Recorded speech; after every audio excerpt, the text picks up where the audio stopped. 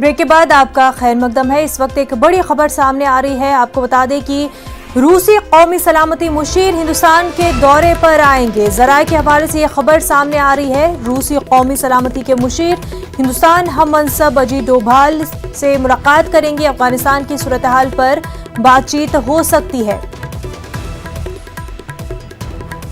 इस वक्त की बड़ी खबर आपको बता रहे हैं। रूसी कौमी सलामती मुशीर हिंदुस्तान के दौरे पर आएंगे। रूसी कौमी सलामती के मुशीर हिंदुस्तानी हम मनसब अजीत डोभाल से मुलाकात करेंगे।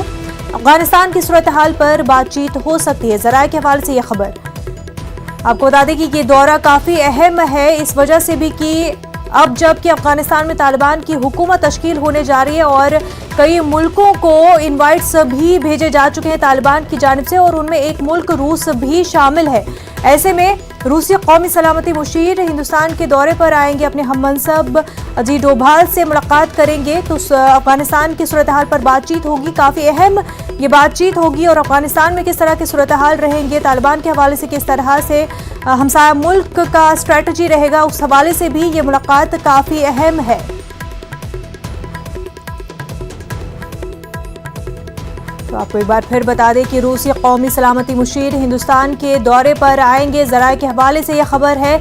रूसी कौमी सलामती के मुशीर हिंदुस्तानी हम मनसब अजीत डोभाल से मुलाकात करेंगे। अफगानिस्तान की सूरत हाल पर बात हो सकती है।